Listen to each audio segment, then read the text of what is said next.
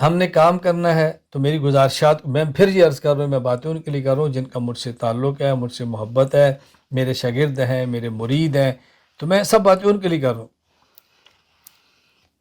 اگر کام حق ہو، اللہ کے لیے ہو اور مسلسل ہو، اس کام پر اللہ کی مدد آتی ہے۔ کام حق ہو، اللہ کے لیے ہو اور مسلسل ہو، اس کام پر اللہ کی مدد آتی ہے۔ اگر مدد نہیں آتی، یا کام حق نہیں ہوگا، یا کام حق ہوگا اللہ کے لیے نہیں ہوگا، یا اللہ کے لیے ہوگا لیکن مسلسل نہیں ہوگا، حالات کے ڈر سے، مخالفت کے ڈر سے دل چھوٹا کر کے ہم بیٹھ گئے ہوں گے، ورنہ کیسے ہو سکتا ہے کہ اللہ تعالیٰ محنت کرنے والے بندے کی مدد کو رائے گاں فرمائے؟ ایسا نہیں ہو سکتا۔ اللہ کا دنیا میں نظام ہے کہ جو شخص جیسی محنت کرتا ہے، اللہ اس کی محنت کا نتیجہ اس کو دنیا میں دیتے ہیں۔ کفر کی محنت کرے گا تو کفر نتیجے میں آئے گا، ایمان کی محنت کرے گا ایمان نتیجے میں آئے گا۔ اگر ایک چور اپنا دماغ لڑائے گا کہ میں نے چوری کیسے کرنی ہے، اس پر چوری کرنے کے راستے کھل جائیں گے۔ اور اگر ایک چور کو پکڑنے والا محنت کرے گا کہ میں نے چور پکڑنا کیسے ہے، اس پر چور پکڑنے کے راستے کھل جائیں گے۔ میں نے کہا جب دنیا میں دین کے چور اور دین کے ڈاکو وہ محنت کر رہے ہیں، ان پر ڈاکے کے راستے کھلے ہوئے ہیں، ہم ان ڈاکوں کو پکڑنے اور ڈکیتیاں بند کرنے پر محنت کریں گے تو اللہ تعالیٰ ہمارے اوپر ان ڈکیتیوں اور چوریوں کو پکڑنے اور بند کرنے کے راستے کیوں نہیں کھولیں گے؟ دنیا میں خدا کا نظام ہے کہ جو بندہ جس میں محنت کرتا ہے اللہ اس کو دنیا میں اس کے اوپر کھول دیتے ہیں۔ باقی اگر حق کے لیے ہے تو اجر دیتے ہیں، حق کے لیے نہیں ہے تو زجر ہے، حق کے لیے ہے تو ثواب ہے، حق کے لیے نہیں ہے تو عذاب ہے، باقی تو موت کے بعد ہوگی۔ آخر دنیا میں کافر بھی تو محنت کرتے ہیں نا، بد عقیدہ بھی تو محنت کرتے ہیں نا، بد عمل بھی تو محنت کرتے ہیں نا، ہم کیوں نہیں کرتے؟ اللہ پاک نے کتنی پیاری تعبیر اختیار کی ہے، میں کیسے آپ کو سمجھاؤں اور میں کس درد کے ساتھ یہ بات عرض کروں، کیا الفاظ لوں۔ اللہ تعالیٰ قرآن کریم میں کیا فرماتے ہیں؟ اللہ تعالیٰ فرماتے ہیں فَإِنَّهُمْ يَعْلَمُونَ كَمَا تَعْلَمُونَ وَتَرْجُونَ مِنَ اللَّهِ مَا لَا يَرْجُونَ۔ دیکھو کفر کی محنت میں اگر وہ تکلیف اٹھاتے ہیں تو تم اسلام کے لیے تکلیف اٹھا لو گے تو کیا ہے؟ وہ بد عقیدگی کے لیے محنت کر رہے ہیں اور دکھ اٹھا رہے ہیں، تم صحیح عقیدے کے لیے محنت کرو اور دکھ اٹھاؤ، نتیجہ وَتَرْجُونَ مِنَ اللَّهِ مَا لَا يَرْجُونَ۔ تمہیں خدا سے وہ کچھ ملنے کی توقع ہے جو اس کافر کو اللہ سے ملنے کی توقع نہیں، وہ پھر بھی لگا ہوا ہے۔ آپ کیوں نہیں کرتے؟ آپ کیوں نہیں کرتے؟ ابھی چند دن قبل کی بات ہے، مجھے ایک ساتھی نے میسج کیا، یعنی ہندوستان کے سید سلمان ندوی، انہوں نے حضرت امیر معاویہ رضی اللہ تعالیٰ عنہ اور صحابہ کرام رضی اللہ عنہ کے بارے میں کس قدر غلط باتیں کی ہیں۔ مولانا ذرا دیکھیں اس کو، ذرا سنیں اس کو، میری کڑن کے ساتھ کا سنیں اس کو۔ میں نے کہا انہوں نے اگر ایک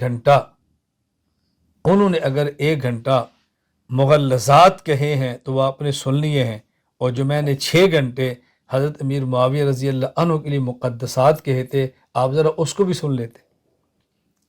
آپ نے مبرکات کو تو نہیں سنا، ان کو آپ سن لیں۔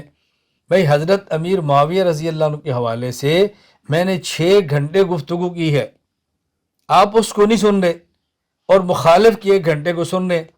آپ گالیاں سنتے ہیں، تبرے سنتے ہیں، اور جو ہماری حق کی محنت اس کو آپ نہیں سنتے۔ اس کا میں کیا علاج کروں؟ جو کچھ اعتراضات سلمان ندوی نے کیے ہیں، میں نے ان تمام اعتراضات کے جواب دے دیے ہیں۔ جو اعتراضات صحابہ کرام کی ذات پر کیے جا رہے ہیں، میں ان کے جوابات دے چکا ہوں۔ ان کو پڑھنا اور سننا آپ کا کام ہے، آپ کیوں نہیں پڑھتے اور کیوں نہیں سنتے؟ میری بات آج آپ بڑے درد کے ساتھ میں کہتا ہوں، سن لیں۔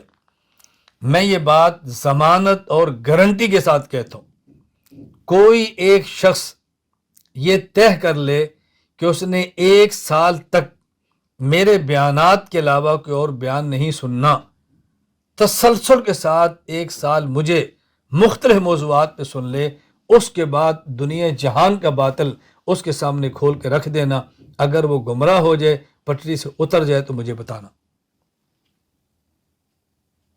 اتر جائے تو مجھے بتانا۔ ابھی 4 دن قبل کی بات ہے، مجھے کراچی سے ایک جید عالم کا فون آیا اور ویڈیو کال ہوئی۔ مجھے ان نے کہا کہ مولانا میرا ایک دوست ہے دبئی میں، انہوں نے کہا اس دوست نے ان سے کہا کہ میں 8 رکعت تراویح کے بارے میں کچھ بات آپ سے پوچھنا چاہتا ہوں۔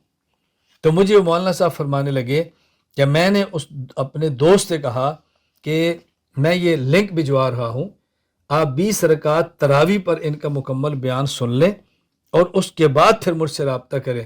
کہا جب انہوں نے 20 رکعت تراویح پر بیان سنا تو پھر میں نے پوچھا بتاؤ، اس نے کہا میرے سارے شکوک و شبہات ختم ہو گئے ہیں، میں حیران ہوں کہ ہم کس چکر کے اندر تھے۔ اس نے کہا بھئی میں یہی کہتا ہوں آپ ہمارے حضرات کو سنو تو صحیح نا، سنو تو صحیح، خدا کے لیے اللہ سے ڈرو، آپ کیوں سنتے ہو ان لوگوں کو، کیوں سنتے ہو؟ ہر وہ شخص جو اعتراض کرتا ہے تم سننا شروع کر دیتے ہو۔ میں ابھی چند دن قبل کی بات ہے، ایک مجلس میں تھا تو اس میں تقریباً کوئی 15-20 لوگ بیٹھے تھے۔ ایک بندے نے اعتراض کیا آج کل کے یوٹیوبر پر جو بہت ساری باتیں غلط کہتا ہے اور اہل سنت کے عقائد کے خلاف کہتا ہے۔ مجھے کہنے لگے کہ مولانا صاحب آج کل اس کو لوگ بہت سنتے ہیں، آج کل اس کو لوگ بہت سنتے ہیں۔ میرے ساتھ جو بیٹھے تھے میں نے کہا بھی تو کھڑا ہو اور یہ شلوار اتار دے تو آپ مجھے دیکھو گے یا اس کو؟ کہا جی سارے اس کو دیکھیں گے۔ میں نے کہا کیوں؟ یہ بہت اچھا ہے، اس لیے کہ اس نے شلوار اتاری ہے تو سارے اسی کو دیکھو گے نا۔ اور بھائی جس نے بکنا شروع کر دیا ہے، بھونکنا شروع کر دیا ہے، لوگ اس کے پیچھے دوڑیں گے۔ یہ کون سی کمال کی بات آپ کہہ رہے ہیں؟ چھوڑیں ان باتوں کو، ہم اہل حق ہیں اور حق کو اللہ کے لیے تسلسل کے ساتھ بیان کرتے رہیں گے۔ یہ بات آپ ذہن نشین فرما لیں۔ میں نے اس لیے کہا کام حق ہو، اللہ کے لیے ہو اور مسلسل ہو، اللہ کی مدد اترتی۔